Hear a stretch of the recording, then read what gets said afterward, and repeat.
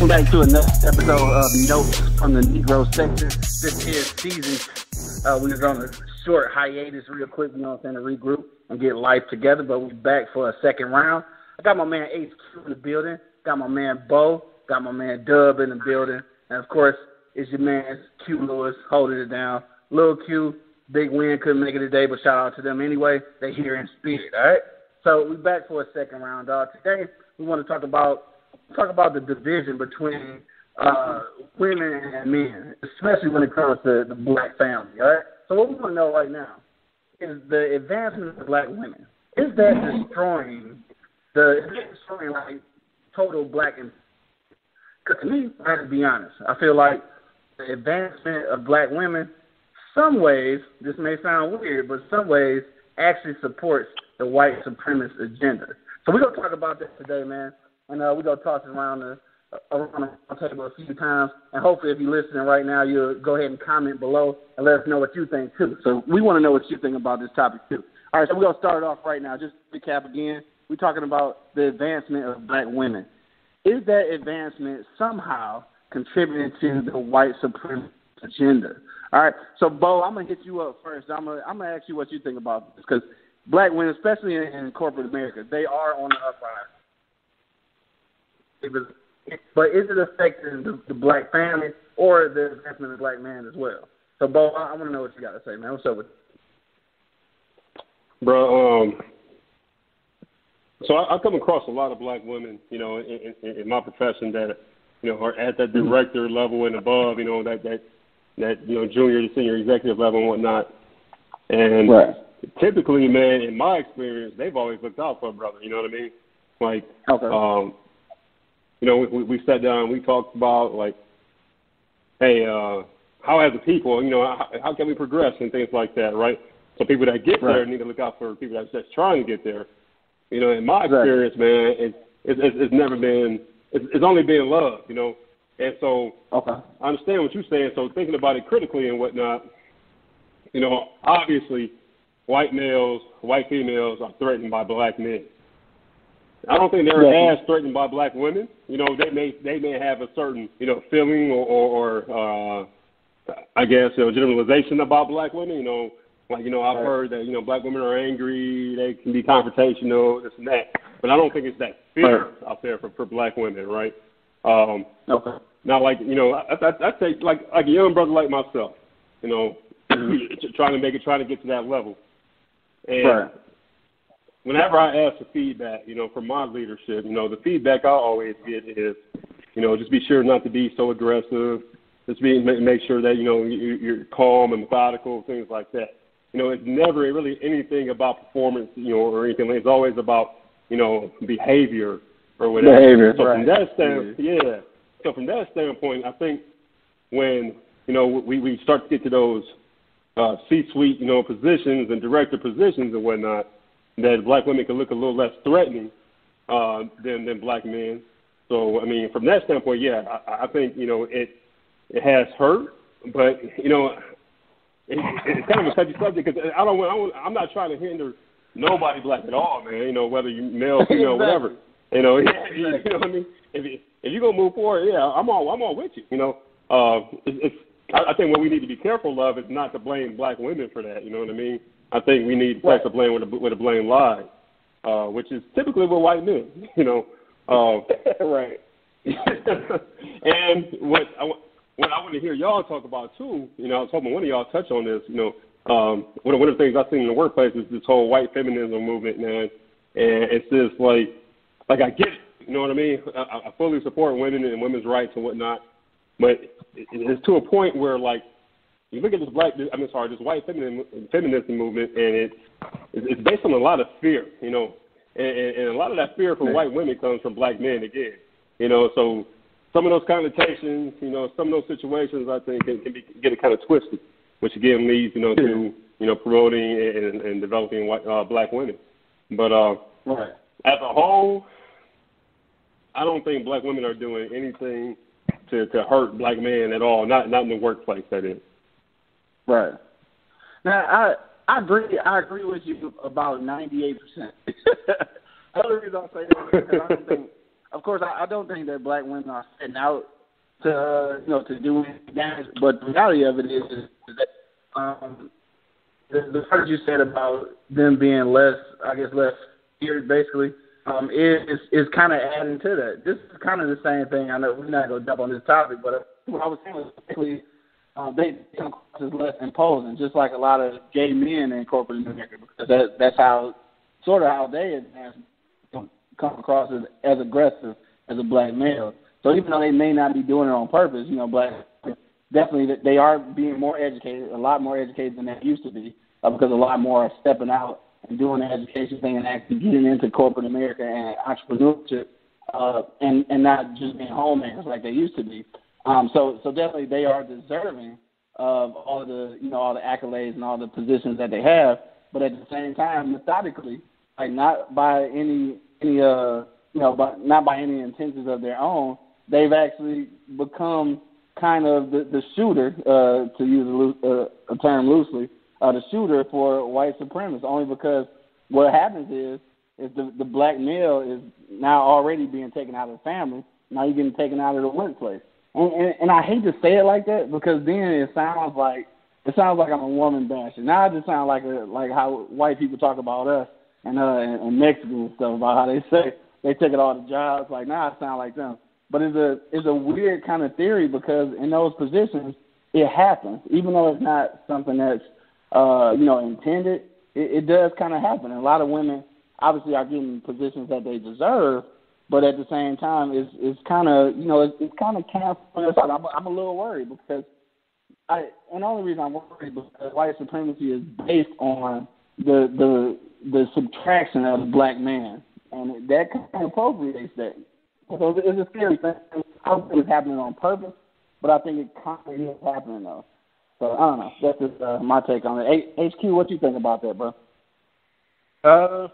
Like I said, I'm with Carl, because obviously being in corporate America for the last 15 years, like I say, every time my experience was, I've always, ran into black women that wanted to uplift. Like when they saw me just going through the motion, like, okay, I'm happy I got this well-paying opportunity, and then, I'll make a mistake here or there. They'll literally put me, hey, Ryan, can we, you want to go to lunch sometime? All right, cool, whatever. I'm thinking she's trying to hit on me, like, kill.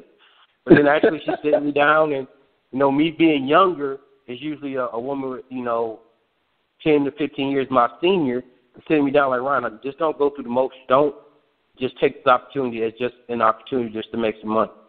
Be good, become good at what you do, and become great, and show them that you're great at it. So I've had nothing but experiences where they want to uplift us, but uplift us in those situations to remind us, like, no matter what you feel, we got to work twice as hard to get half as much. And I've just seen, I just got that through experiences with women who have been in more powerful positions that I've been in, and been blessed to get a positive review. I just think that it goes back to it constantly goes back to the messages that are being put out in the world. Like right now, in the last, let's say 5 to 7 years, you look at the messages. The messages is that the black family shouldn't exist, because you don't see real black love. Like if you do, it's very rare. And then the society, the way it is now with the sharing all this information at the drop of a dime, they want you to find flaws in that black love. Like, we need to get back to reminding each other that it's okay to have black love and be successful with that black love. I don't think the advancement of black women is, perpetrating the instrument of white supremacy. I think white supremacy is just there. But I think that we could combat that with fortifying our black love, like showing them that, we can be as successful within our family dynamics just as much as you can. I think that's being watered down, because either society, you look at TV, you look at your movies, there's no consistent showing of black love on TV. There's no consistent black love in your movie theaters. Like, the closest we got is Blackish, but then that's not really giving us props, because you won't just give it a real name. Like, I get uncomfortable when I hear white people saying, hey, you watch that show Blackish? Yeah. I look at them like what? Like, why don't you just call it, the Andersons? I'd rather they just call it the Andersons. Like David Wayne show, My Wife and Kids. Like, that was a good name of a show. but it's showing consistent black love, successful black love with a successful wife, successful husband. And you don't see a lot of that. I think that's the agenda by, white supremacy. Like, if that's anything, that's the agenda. Like, we just got to make sure as men, we're stepping up to the plate in the sense of, honoring our black women and loving our black women, because they so busy want to tear us down and show us, beating our women at the drop of a dime, but then they don't show that you rarely see that. You see it now because it's a white woman's movement against the supremacy of white males in the situation, but they do their best to try to put all the black information out there, like, okay, this dude got this, this dude got that, he's cheating on his wife. It's like, no, y'all doing it and doing it worse. So I think that's perpetrating more of the white supremacy aspect of it, because they want to tear down the black family through any means necessary, whether it be through media or movies, television. But I don't think the advancement of it, I think that's just, a cue for black men to step up, like, nothing against the hustlers and all that stuff like that, but, I would say the only thing that is, my personal opinion, I think that the only thing is that when you do see successful black women, they're usually older and they're single. It's like, are you willing to be, like, I think the term, like, I think women in general, especially black women in general, hate the term submissive. It's not the fact that, you clean a nigga's your black man's shoe every time you come home, but, treat that man with respect. I think our women are more, at times, can be a little bit more aggressive because, they've learned and been showed that it's not okay to be passive and quiet. But, like, it's not being passive and quiet when you have those conversations at home, without embarrassing your mate. I think we got away from that. Right now we're in an era where people want to just embarrass other people, and it just so happened that it gets escalated when it's black people because everybody wants to share the black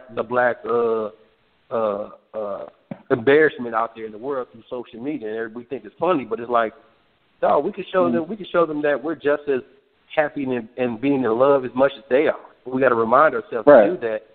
So it plants a seed, and I think that seed right now is black men got to step up, but then also, black women to humble themselves in the sense that, you might not get a dude in corporate America. You may get a dude working a 9 to 5 in the plant. Or in the show. I think we had a conversation when it was me, you, and Carl at his niece's get together about your sister's previous situation. Like, he was a good dude. He took care of business, and you can't do that by respecting him. I think somewhere down the line, women forgot to respect the man that's working hard, and I think that we get downplayed on that shit. Well, he ain't making as much money. Okay, you making 120, I'm making 50,000. But at the end of the day, I'm still the king of this castle. I'm still the man of this household. So, we're going to have a discussion about it. But once I make a decision for the household, that's it. Because I tell people, I give women this example. Like, a woman could be a queen. Like, if you go back to medieval time, a woman could be a queen. If she married a commoner, he becomes the king of that kingdom. So anywhere it goes, he's still a man of that household. So are you willing to be submissive in the sense of respecting him and allowing him to show those traits of being a strong man in your household, and if so, learn to grow with that. And I think I just think you'll see more. You'll see what our love has been meant to be. Like, our grandparents, even though they went through situations with our grandparents, like our granddads, and had outside kids, but at the end of the day, the woman knew that my job is to. You know what I'm saying? Like, my job is to keep this family together. I got to accept his kids, or he got to accept my kids. And my job is to keep this together. I think we just got away from that the last 15, 20 years, so that's why divorce rates are up. We so quick to throw people away after one situation. Like, damn, my stuff, okay, hold me accountable for that, but don't throw me away. We got 10 years of love, 5 married and 5 just dates, so don't throw me away because I made a mistake. Yeah. You know what I'm saying? That's just my opinion. Like, I don't think it's an agenda. I just think we got to remind ourselves it's okay to see black love and to praise it just as much as they praise theirs. Like how many shows on TV showing positive white love all day, every day? Like the dad working everything out with the kids, the dad working everything out with the wife. You don't see that for us. So that message, I think that message is lost, and we got a lot of people lost around here about the message of true love. Like at the end of the day, those shows show the man being the head of the household and making those tough decisions for the household, but still enjoying the love and support he gets from his wife. We don't see that too often in the media with our community. Right. Man, you know what? Just kind of piggybacking off of that though, maybe that's something that's needed as well though. Something in the media, like a show or something, just because people watch a lot of TV. But black love in that instance though, where the man isn't the one making the most money, but still giving the respect of the household. Like, because that's something that we talk about, but we don't often see it though. You know what I'm saying? So you talk about it, but if you never get that perception from nowhere, then it never really becomes reality. So maybe that's something that's missing as well. And you're definitely right though about black women in corporate America. Like, definitely both of y'all can attest to this because they just mentioned it about how they've been nothing but helpful. They're nothing but helpful to y'all because y'all on the same playing field. But for somebody who's not in that arena, though, are they treating them the same? Like, you know what I'm saying? Yeah, so that's where it kind of where it gets a little mixed up. Point to make. Yeah, that was my point to exactly. make. Like, are you down looking the janitor? Are you down looking the guy who's just a machine operator for your company? Even though you going in the air conditioned office, he going into a heat field factory facility, are you giving him the same amount of respect? Well, no, he don't do what I do. Like, so like real quick, like in my experience, it has been just the opposite though. Like the black women, I don't know if it's because of like the nurturing nature or whatever it is. Typically in my corporate experience, they went to that lowest level to try to bring some of those bros up because they realize how marginalized and targeted we are. Especially in the organization I work within, right? So, and the other outlier, I think, and I know this isn't the norm for all of corporate America. I know it's an outlier. But again, in my organization, it's typically young black women, like early 30s, early to mid 30s, that are in leadership positions. However, people, and what happens is a lot of folks want to, and this is not coming from white men. This is coming from white feminists now. Like, what I've noticed is that they're downplaying their achievements, saying, "Oh, you got this position because of X, Y, and Z." Yeah, maybe they did, maybe they didn't, whatever. But they're kicking their ass while they in it. So. I think it. You know what I mean. But I think it's on us to, when we hear that shit, to like call it out and to defend them like right then and there, and that nurtures that relationship. You know what I mean? From them to us and us to them. So, but I don't want to take up all the time. But I'm just glad that I want to think that in real quick. No, I hear you definitely for sure though. So I think we all on the same page, almost 100%. I'm still on the fence though because I feel like it's still just a little bit, not like I said, completely not intended, but I think it can kind of play into, the agenda of white supremacy just by accident, clearly by accident. You know what I'm saying? Doug, what's your my thoughts on it? I think HQ and Bo got a really good point. I see that, like I said, the black women in power kind of play out, whatever. But I know some black women who have a lot of authority that like you were saying, they have that that I'm so good that you gotta be better good as me. You know what I mean? Or I'm making this amount of money. I do this, I do that. I ain't following your orders. You know what I mean? And I think that agenda you're speaking of, it kind of came around back in the 70s when they trying to put the man out of the house, because it gives women on assistance, and it kind of snowballed from there, and that was the way of bringing the family up initially, and to get women to feel like they can do things on their own, didn't need nobody in the household, and then carry it on. And women start getting more successful. They start being more successful, and not feeling like, oh, I really don't, I don't have the government assistance. The government ain't helping me out no more. This nigga ain't helping me out no more. I don't, and I don't need to. So I'm straight. So if you can't bring that or more to the table, I ain't either listening to you, or two, I ain't messing with you. And I know I said that's not 100% across the board, all of them, but I've seen it go both ways. And I'm saying except where it's some women who are successful and make $100,000 a year and get a baby daddy living in the house with them, making $15 a year. You know what I'm saying? But he let him run the household. He dictating what goes on.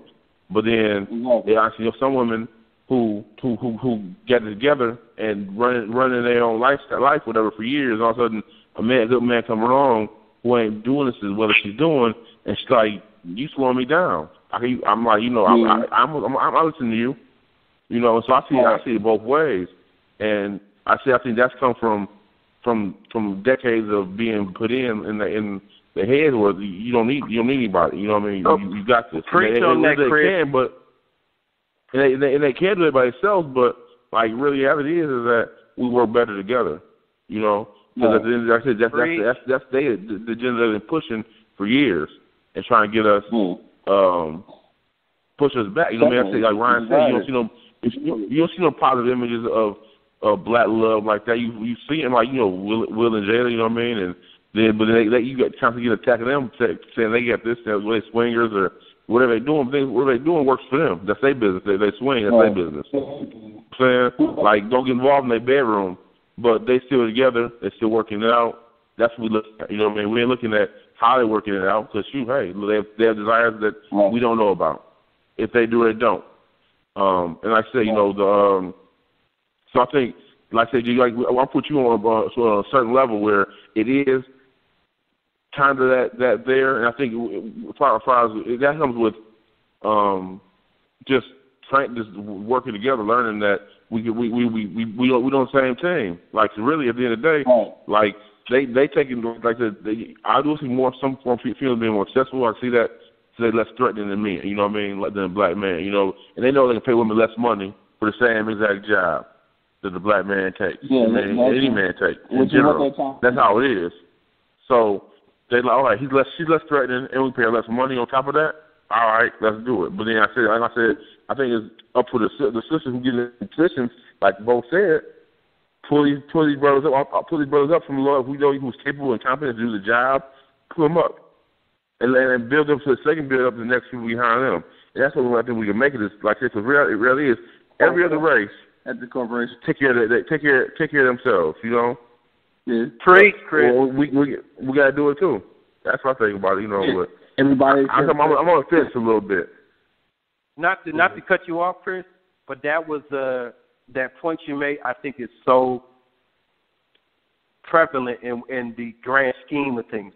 That in my personal opinion, I think that we're shown, or our women are shown, to say, I don't need no man. I can do this by myself. If you look at every show on TV when they have successful black women, it's two themes that is always portrayed: intimidating to men, or I don't need no man. Like when they interview 5 or 6, like Steve Harvey does this a lot. Like he'll interview 5 or 6 successful women.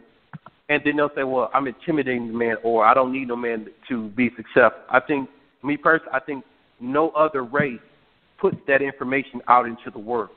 Like our race puts that out into the world quicker than any other race. Like you don't see white women doing it, you don't see Chinese women doing it, you don't see Indian women doing it. It's like our race, like you said, been brainwashed since the 70s, 60s, and 70s to say, I don't need you to be successful. And it's like, well, I don't need you to say it either. I don't need you to say it either, though. But man, like we're the ones constantly being on TV. Like they'll interview 6 or 7, like I said, successful women, black women, and that's the two things that come up. I'm intimidating to men, or I don't need no man to be successful. Like no white women. They're not asking the white CEO who became the first female CEO for that question. She just interviewed, getting asked questions about how did she get here, what were some of her goals or things she had in place to help get her to this level to make her successful.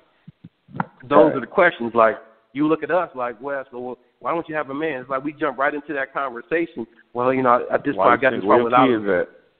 Yeah, it's like damn, like don't answer those questions if you ain't gonna ask. Her counterpart the same question. A white successful woman or a Chinese woman is like those are just, in my personal opinion, just underlying things that keep getting beat in our head. Like you'll see, I don't need no man. Like you'll see women put up posts on social media. I don't need no man to get this far. No man completes me. Well, ultimately, that's the whole purpose of what creation was. We complete each other. No matter, like, regardless of how love is stated nowadays, how you can adopt kids, whether if you be heterosexual or homosexual, at the end of the day, that child is created through a man and a woman. You know what I'm saying? Like, at some point, we got to get back to the basics of understanding if whoever you love is whoever you choose to love, but if it is heterosexual love, you still need that counterpart. You need that counterpart. That's the yin and yang to every, in my personal opinion, just a successful everything life. in life. Like, yeah, everything. Like, right. we're just our culture. Everything. You can't have. Yeah, you can't have one thing. Like, my son needs his mom. I'm going to teach him the nature of being a man, but his mom that teaches the nurturing side of things as far as how to present that to the world. I can't do that for him. Like, no matter, like, right. You'll see it more, like, especially around Father's Day and Mother's Day. You'll see women on Father's Day. I'm the mother and the father. Like, you see commercials where it was a kid going to get a Father's Day card for his mom. Like, you really going to put this commercial on TV? Like, you don't see right. you don't see dads on Mother's Day saying, I'm the mama too, get me some. No, it's your Mother's Day. I'm not the mother. right. I can't be your mother. I don't need. I have a question too. I have a question. And majority of those folks come from what? From black women. Yeah. I'm like, wow. And like y'all, even the commercial was a black family. Like, it was a black boy going to get a Father's Day card for his mama. Like, you don't think that's the wrong message to say? I think that's more coming from our culture than it would be any other culture. I just think they allow those things to happen. Like, well, this would be a good Hallmark card commercial. No, it's not. Like, I wish it was somebody in those meetings. Like, we're gonna put a Father's Day commercial together and show a mother getting a card. Well, you know, single moms do it too, but they not his daddy. Regardless of his daddy and his wife or not, that ain't our job. That ain't our job to dictate. Mother's Day. You just get it. Right. It's just Mother's Day. How about that? Not a Father's Day card. You get extra present on Mother's Day.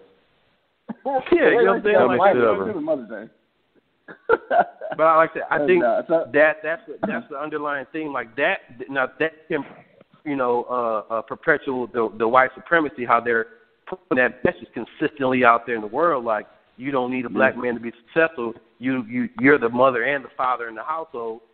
I told this to Brock's dad a couple weeks ago when we was watching NBA draft. I love LeVar. I don't love his tackle, but I love the fact that he's standing next to his son and enjoying the ride. Instead of seeing 99% of every draft and every nigga loving their mama, but they don't remember their daddy taking the half of them. Majority of those practices sitting there in the cold. My mama I love my mama, I love my grandma. I'm like, what about your dad? Well, he was there. I grew up in a two-family house. Well, nigga, praise your daddy just as much as you praise your mama, nigga. Right. Like, they ain't saying nothing against Eli and his daddy, nigga. Let the people know, I don't want my son to become a Charger. He'll be something else, but he won't be a Charger. And I just think that message, I just love the fact that LeVar's out there. I don't love the tactics, but I love the fact that he's out there. But that's the narrative, though, that they're trying to pass, right? So, I mean, when you sit back and you look at it, and whether it's the NBA, NFL, or whatever, you always see dude with his moms, like you said, right? But at the same time, I mean, there's plenty of examples out there. You know what? Perfect example right here. LeBron James, right? And I can already talk to y'all about this. Dude ain't never been in no scandals. Dude with his high school sweetheart. Dude take care of his children. Dude take care of his community. Yes, there's always something in him, about him in the media trying to attack him and his accomplishments and things like that, right? Yeah, there's typically a person here and there that'll stick up or say something like that. But when you get, like, the perfect picture of what, that black male role model should be, and whenever you get the picture of whoever that black male role model should be and whatnot, they always try to attack that. Like, nothing is really, like, you look at today, Pac-Man Jones, he's married, his wife, he gets in a fight in the airport today, and, like, that's the first thing the first thing you hear about. Like, nothing else is positive that's happening in the black community. Everybody knows Pac-Man Jones is a street dude, right? Like, yeah, he trying to mind his own business, all that good stuff. I get it, but shit like that is going to happen. So, but why choose to popularize that? And then when it happens like that, it goes back to, I was looking at some of the comments, and all the comments were, man, why his wife holding him back? Why is she in the way? Tell that bitch to move, blah, blah, blah, this and that. And I'm just thinking, like, really, dude? Like that's my man's wife. Like, she trying to, like, yes, I get it. Like, she is in the line of fire, right? Got it. But, that's his wife. That's her husband. They looking out for each other. She's trying to take care of the dude, right? Totally agree. But totally agree. It's pointed into where it's just like, oh, tell that blah, blah, blah, blah, blah, and that's what gets popularized or whatnot, and that's what we see continuously. So when you talk about programming and things like that, and that's what happens to these young kids, man. They get programmed because that's all that shit they see, So that, like I had this discussion with some folks at work. Like that's why movies like Black Panther are so fucking important because it goes against all the narratives out there, about black folks. You know what I mean? And excuse me, and just setting that positive image.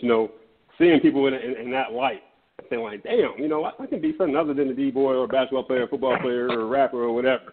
You know what I mean? Right. So, I mean, I think what it really comes down to, man, is yeah.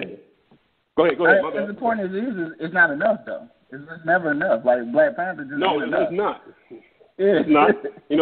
It's really not. And we both know we got to start somewhere, right? But yeah, for sure.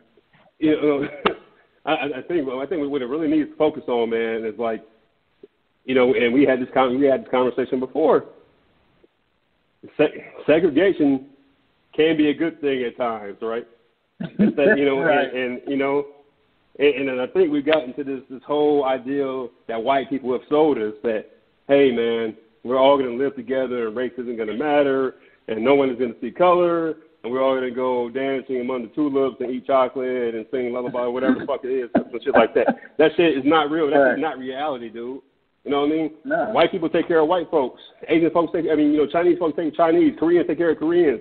Jewish folks take care of Jews. There's nothing wrong with that. That's your people. You're supposed to take care of your people. We are like the only race of folks that don't do that on the whole. Yes, we have our pockets and whatnot, but we try to assimilate and try to join with the norm so much that we lose our own identity and whatnot, man. That's what some of that shit comes down to is that self-hate, and that's been perpetuated from a fundamental level. So when you go to corporate America and you see those things, and typically, it's people who I don't want to people who may act a certain way or may not act a certain way, right? It's because they're trying to fit into those circles. They're trying to fit in those circles so bad because they want to succeed. But and that's why, like I told my boss, I am who the fuck I am. And don't get me wrong, I'm not gonna come into a meeting and cussing everybody out and shit like that. But I'm not gonna go golfing with Todd and Harry and shit like that because that's just not the fuck I do. You know what I mean? So I don't know, man. It's just the shit. The shit is crafted so well that we again, like Ryan said, we point the finger on each other. That they've crafted the shit so well. Like even when we bring out white privilege, they deflect on that shit. Oh, that's divisive. Oh, blah blah blah blah blah blah. Even though they know that they benefit from that shit, they deflect it back on us again. So now we're like, oh damn, am I wrong? I mean, it's happening. Up, it's happening right now. Right, that conversation. But because I'm over here with my little 2%, feeling like that the vast majority of black women is to the white agenda. Like so, it's happening. Like the narrative has been entrenched in us so long that we're going to point fingers at each other. And I'm responsible because I'm doing it right now, and I will admit to that. That's a part of it. I am actually doing that, and now just saying it out loud makes it seem, or make me see rather how retarded it is. I know it's probably not politically correct to say retarded, but how retarded it is right now to even be trying to point the finger at them, saying that they are, pushing the white agenda, even though I feel like it's intentional. But I did think like, it is going in that direction, but at the same time, I think that I got to get that out of my head and just really concentrate on the fact that if they're moving up, we need to be on their focus. And I mean, the reality of it is that women, even though men have ran the kingdoms and the dynasties, the reality of it is that the women are putting in a lot of work. So like they lost the work like that. The reality is that. So I guess what I'm saying. I did want to ask this too though, because we was talking about it. We was talking about women getting into some of these higher positions. Like I'm gonna start with DUbb first. I'm gonna ask you, man. Like, even though we're talking about it, and like we're saying that women should be, more accepting of mates who may not be doing as well as them or making as much. So with that being said, like, what you think, man? Would you be able to do that, to cohabitate or marry a woman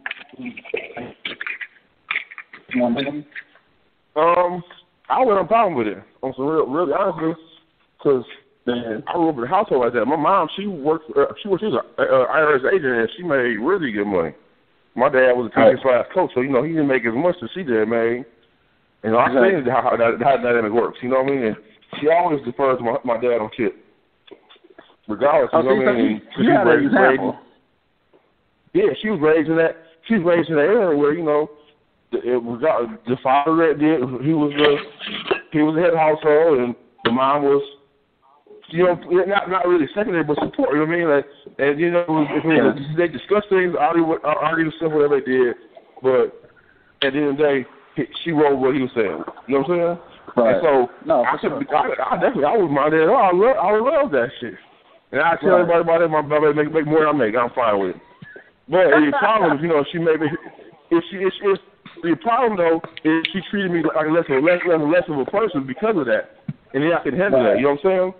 That'd be the only issue that with it is that knowing that what it is, and it's fine. You make $120,000 a year, that's great, baby. But you know, I make 65 too. So why are you act tripping on me? Like Ryan said, like how you I'm out here begging for $10 on the corner and nothing like that at all. I'm working, just I ain't get you ass. Right. You know, so as long as there was a level of respect there, I would welcome it. Yeah. I can definitely agree with that, and especially coming from you seeing a real life experience of it. So it's more feasible for you to actually seen it. For people who haven't necessarily seen it, like in real life or like in the media or on TV, you never really grasp the idea of it, you know, being something that could work. So you living in a household where it works, I mean, obviously it'll give you a different dimension on it. HQ, what'd you say about that, man? I totally agree with Chris's point of view. Like, me personally, I think 99% of most men are fine with it. I think that the situation get lost when the mate forgets your mate or your woman or your man forget to treat them like, you know, a woman or a man. Like me personally, I just think people say you cheat because you want to. I don't think people cheat because they want to. People cheat because the other person is giving you what your mate ain't giving. You want to feel needed as a woman. That's why it's more of an emotional connection for women. Like you cheated on your man because that dude reminded you that it's okay to be a woman. Your man taking you for granted, and vice versa. The reason why dude cheat on his wife because she treating him less than a man, and he go to the same coffee shop every morning, order a side of eggs and a coffee on the way to work, but it's always that nice ass waitress just being nice, reminding him that the man like, you're a handsome man, you successful, and then fuck around, he get her number, like let me give her a call. Next you know, you look up, he been sleeping with her for 6 months because she reminded him that he's a man and it's okay to be a man. I think that we lose that when women forget to, like, I think we so hung up on definitions, but I think women forget that the Bible clearly says, even if you're not super religious, at some point you do got to be submissive to your man.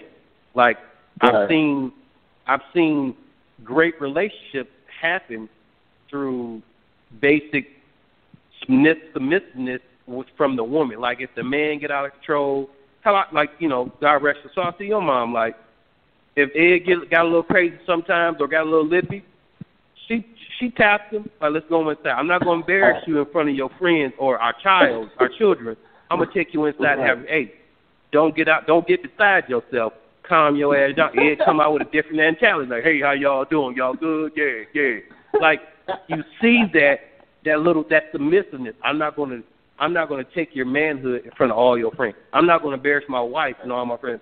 Like my OJ do it, my buddy OJ, like, I'm talking. He's like, hey, man, I'll be right back. I need to talk to my wife for a second. All right, dude, I'll sit out in the living room, watch TV. But I think we forget to do that. And I think women forget to be submissive. They hear that word submissive. I'm not bowing down to no man. Right. Don't let the definition confuse you. Submissive means, I don't know, I don't have a complete definition, but it has multiple meanings. And I think that we so focused on the part of the meaning that the part of the definition says bow down, and people want to be. Right. I ain't bow down to nobody. It ain't saying you need to lick his feet and wash his shoes every time he come home, but you got to be submissive to the responsibility he has as a man in your household. You don't want to do that. I think it pushes a man to find a woman who's willing to do that. And then, no offense, me personally, just seeing the world for the last 38 years, you see men date down more or date average-looking women. Like, okay, you got these superstars that date these gorgeous-ass Brazilian women, but at the end of the day, you see a man date down or marry down because that woman reassures his manhood, his man status in the household, and he won't. He could cheat on her 9 times, like, and probably get divorced. But if she needs something, she can make a phone call, and she knows she got it because she was the one woman that was willing to say, "Hey, I'm your lady. I'm willing to support you." I'm not saying let a nigga beat you or anything like that or no shit, but I'm just saying that we forget that, and then people so hung up on the word submissive, like, dog, you gotta see in some way, shape, or form that that's how you keep the house, moving forward. And like you see more women will date up. Women won't date down. Women will date up. But then me personally, seeing it in corporate America, I've seen more divorces when I first started. I've seen marriages happen when I first started, but now I'm 15 years in the game. None of these dudes that I've seen being successful corporate American men, they're not with the same women anymore. They're not with their original wives. Like, they just, like, you're not giving me that respect as a man. Me personally, just seeing it. I'm like, damn, so you done, married to her? No, nah, man, I divorced 2 years. Like, I'm happy. She happy. I'm good, dog. Like, we got kids together, da-da-da. I just think that we forget that, but then we constantly, being reminded of it, like, you don't need a man, you don't need a man. Like, yeah, you do. But it's okay to be submissive to a man you feel that has earned the right for you to be submissive to. I ain't saying, like you said, don't take the word submissive and say you want somebody to be underneath your boot. No, I just want to be respected and treated as a man. I think you give a man that, he'll give you the world. He'll move a mountain for you. Like I said, LL Cool J, you look at his wife. Hell, Steve Harvey, you look at his wife. Bernie Mac, you look at his wife. Average-looking women, but they were willing to respect that submissiveness of a woman, and now they got the world at their doorstep, traveling, go as they please, money galore, and enjoying that life that their husband built for them. And they were willing to make that sacrifice of being submissive to the person that they see a future with. I think we're so busy with that message of you don't need a man, you don't need a man, and I intimidate man. No man is intimidated. Like, if I come and talk to you and you just talking out the side of your neck, like, okay, I don't know if I can deal with this in a relationship. Right. So I'm good. Not intimidated. I'm I just good. don't want to deal with it. Enjoy your 6 plaques on your wall. I guarantee you going home by yourself. Okay, I picked up the waitress from the Coney Island, and you know what? I come home, dinner made. It was something you said probably 8 years ago. Nigga, you kept it so gully. He's like, I was raised that if I'm in the household with a woman, I don't need to do the goddamn dishes. Like, I'm gonna come home. For real. I mean, but then that's that submissive side that your mom was willing to give to her husband, your dad, and keep the family growing more and more and more. And then it had nothing but love and respect for that woman. Like, you look up, you need a car, baby, here you go. Oh, you need to get around every day, I'm driving you everywhere you need to go. It was never like that. I don't know. I'm not in your household. And vice versa with even seeing Carl's situation. Like, your mom's holding down the situation right now because of the situation at hand. But like you say, holding down that situation at hand. But it was all those years prior to that your dad made all those sacrifices to put your mom in a lovely house, lovely situation. She squared away like, I'm going to support my man while he's going through this situation, this health situation. And I think we forget that in our own community because we constantly reminded, you don't need him. You could do this by yourself. And I just think that comes down to it. Like, I could marry a woman who's making more than me, but if you constantly reminding me that you make more than me and holding shit over my head, I'm gone. I said it to you in the car, like, as much as people take notes from Oprah about love, like, nigga, she had a man in her life for the last 25 years that was a successful lawyer. I think at some point Stedman just gave the fuck up. Like, fuck it. If you're going to give me access to the jets and the cars and the limos, hotels that I don't have to pay for, fuck it. I'm not going to ask you to marry me no more. Fuck it. I'm good. But I'm going to have me some hoes on the side. Even though I'm 50 plus, I'm going to have some hoes on the side. And I think, me personally, being a man, I think that's how he planned the situation out. Because now, honestly, you don't see him no more around. Because he's like, I'm not going to be your arm candy no more. Either I'm your man or I'm not. I think he put his foot down, but he still got access to the jet.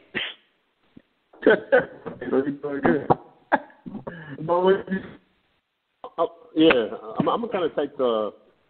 And don't get me wrong, I don't think Chris or DUbb or H2 are wrong at all. I wouldn't have an issue with my woman making more money than me at all. Now, here, I guess this is where I differ, right? So, and we talked about women being submissive to men and things like that, and I think that comes down to like when you look back over history, since even back to long time ago, slavery days and whatnot. Really, the only power that black men have had has been over the black woman. So when the black woman starts to break away and starts to get her own power, I think we feel some kind of way about that. And then instead of taking that out on who we should take it out on, I think we take it out on the black woman. Now, like I said, man, they're smart and they're crafty and they see that shit and they play on that shit. You know what I mean? So I like me myself, I don't want a woman to be submissive to me. I want a woman that can challenge me, that's gonna fucking make me better and shit like that. Like I don't want, I can come home and make my own goddamn dinner and use the fucking dishwasher. That's just me. But I want to build some shit, right? Like I'll take care of you in an intimate way. You take care of me in an intimate way, and we call it good. Everything else, it's equal playing field. It's a kingdom that we got to build. Like I never forget, Mansa Musa said something about his queens being able to move in ways that he couldn't move. You know what I mean? Because they were women, and they played that role there. But the way I see it, man, is just like the submissiveness and the black man having power, not necessarily having power of a black woman, but just being the king of the household and stuff like that. And like I said, that's cool. I don't disagree with that. And I think that's just really, really, really being played on by white folks to drive that wedge between black men and black women. You look at white families and all that good stuff, and you got soccer moms, or you got this and that, or you got whatever the case may be, and using that kind of as something to strive for, for a black family. But there's nothing to strive for as a family. No, the family makes its own damn plans. There's no goal or no perfect family or anything. As a family, you move in the way that your family plans to move. Whether that's making money or buying real estate or doing whatever or education, whatever the fuck you want to do. There's no cookie cutter thing to say, hey, now we're successful. So it's a long story short, man. It's like I don't have an issue with my woman, making more money than me. I know what type of woman I like. So I already know that, if we get married, she ain't gonna talk about all that shit about, oh, I did this and I did that, blah blah blah. Because from day one, I don't give a fuck what color you are. I ain't trying to hear that shit. You know what I mean? So I already know I'm not gonna be with a woman like that. So to me, it's more about this building wealth and making sure future generations that from my loins and her body's taken care of. You know what I mean? Leaving that legacy. Right. That's I guess that's where I'm at with this shit. For sure, and I think that's something that you hit on that I think gets lost in a lot of conversations concerning black people is the after. You know what I'm saying? Like I think we get so worried about right now that you don't even really look at the generation after and everything. And it's I can't keep blaming it on things that happened before because at some point we realize what it is, so we got to quit using it as a crutch. But at the same time, it comes from years and years of basically being programmed. But we do got to get out of that. And I think if you do start looking at things like then I think it will allow us to make better decisions in our relationships right now. Now that goes for whether somebody's making more money or not. So I see what you're saying from that standpoint. I do need her to cook though. But I ain't gonna lie, I need her to cook. I need her to cook. That's about it. That's cool, man. You know what I mean? That's cool if that's what you want. You know what I mean? But that's just not important to me. That's what I'm saying. No, I agree with you, Carl. Yeah. I just think that, like I said, I'm doing just the word submit. Think about it. I just think that it's the other part of the definition that we don't want to look. It's like you're reading a book, but you don't want to look at the other page, and you're hating the character on one page, but then when you read the other page, it's like, oh, that's what the character's doing. Oh, that's what it meant. And I think that, like you said, you want a woman to challenge you, but I guarantee I would put money on it. The day it happened, I'm going to give you $100 right there. We come to your wedding, and we come to 5 years visiting you and your wife, and don't take this the wrong way. She checked you in front of us, and then we looked at you. She's like, hold on, come in the back. Like, don't do that. Brother. You want to have that conversation with me? Pull me to the side. Don't do that in front of my friends. Now, they're going to hold that shit on my head for the day to the day I die. But I love you, baby. I understand it. I'm going to do it again. Da-da-da. You know what I'm saying? Like, hey, I think I feel that. That's the challenge. That, like, right? There's nothing wrong with challenging you in your household. Like I said, I won't ever know none of my buddies' situation. You know, and even if you do choose to share with me how the dynamics of your relationship, it's not my place to tell you. I tell people, I've never been married, so how the hell I'm going to give a married person advice? Talk to your wife, dog. Right. You don't do this. I'm like, dude, it's like a virgin trying to tell me about sex. They don't know shit about it. Like, so why would I go ask a virgin about sex? Q, like I got through that, bro. You know what I mean? And I guess the way I look at it is like this, bro. So already, marriage is a big motherfucking step and shit like that, right? So I gotta be pretty damn sure that like this is the motherfucker I want to be with for the rest of my goddamn life and shit. So, best believe that shit like that has already came up, and we know when to put each other's business out there and when not to.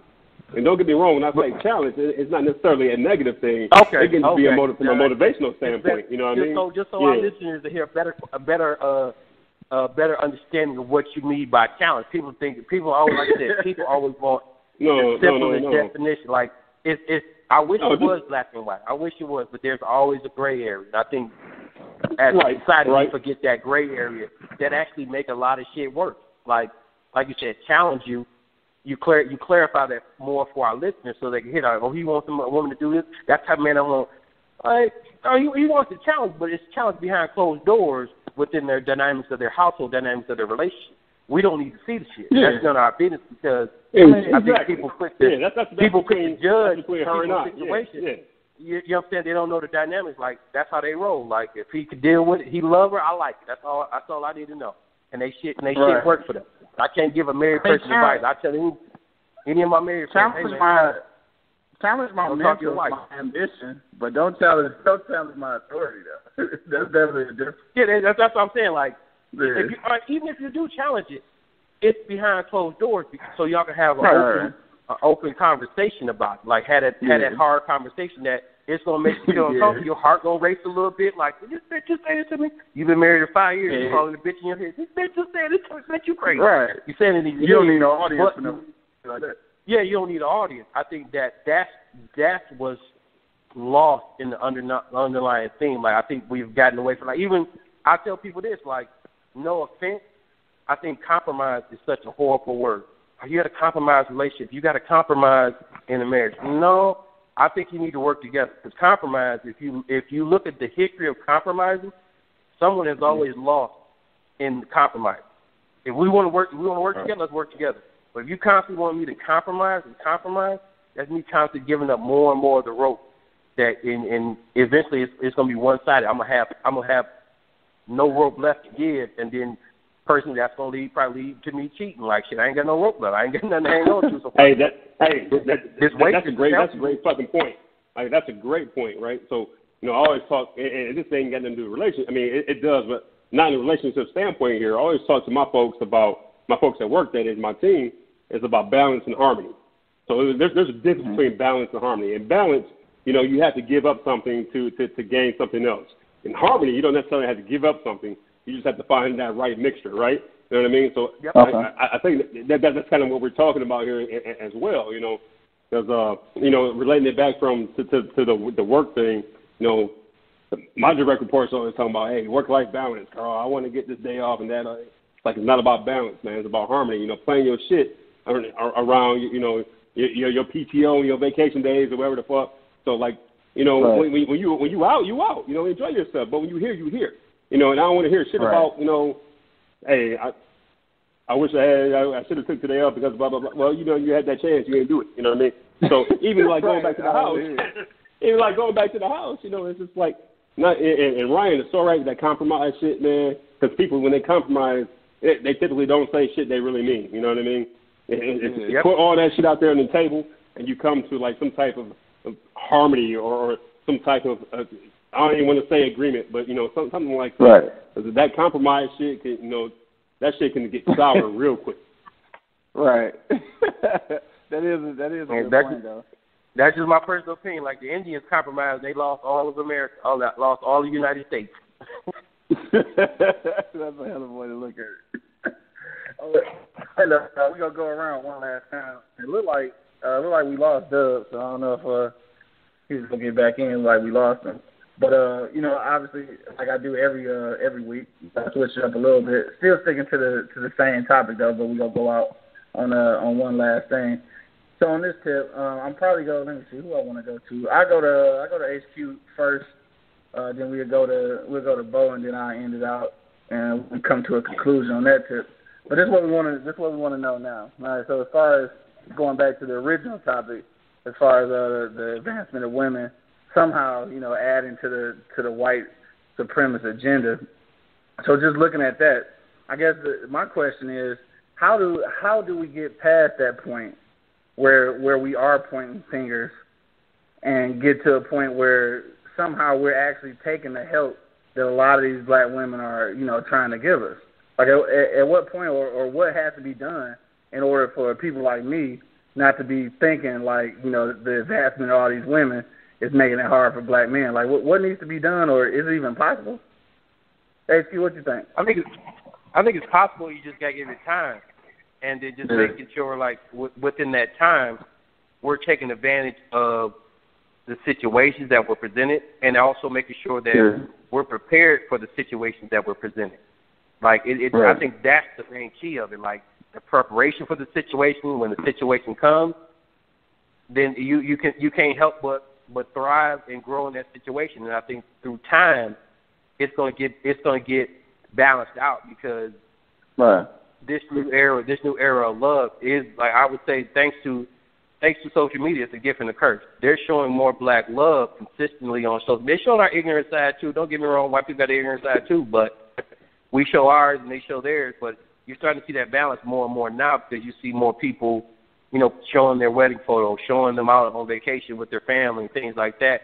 Like I said, through time, I think it's going to, hopefully it shifts. Hopefully it doesn't stay the same. Because if nothing changes, I was at a seminar. If nothing changes, nothing changes. Hopefully through time, things will change. But like I said, we got to prepare, make sure we're prepared for those situations when they arrive, and then make sure we're in those situations when they arrive. Like in those meetings, having those conversations, asking those questions. That's going to come with time and effort and preparation. For sure. That's what's up. Bo, what you say, bro? Bro, so again, I still think, man, it's just that whole wedge being drove between black men and black women by white folks, man. And, I think it really starts with being honest and not being defensive about everything, right? So, I mean, some of the things that I think we can do to kind of get past that, it's just, black men not calling black women aggressive or combative, things like that, especially in front of white folks, right? Acknowledge the struggle they go through as well, just like, we go through a struggle. People we date, treat people we date with dignity and respect. Even though I may not like your ass or know they ain't going nowhere, I can still treat you like a fucking human being. You know what I mean? Right. And just like keep your word with black women, and keep your word with yourself, bro. And I really think one of the most important things is when we see a black woman being disrespected, whether it's by another black man or and so those boundaries you got to be careful there, right? Because if that woman's married or something like that, obviously you don't really want to step in unless there's some physical damage going on there, but. I mean, I'm talking like in the workplace. So, when we see a black woman being disrespected or, being talked about or being, to step in and say some shit about that, right? And not being worried about the labels that we're going to get. Because, again, it's not the black woman that we're competing against, man. It's white folks, say. Right. I mean, that's what it is, and they're dropping that wedge. So we've got to try to, so get that wedge out of there, so to speak, I guess you could say, by trying to be more of a team, trying to be more collaborative. Right. I'm a man, you're a woman, do what the fuck I say.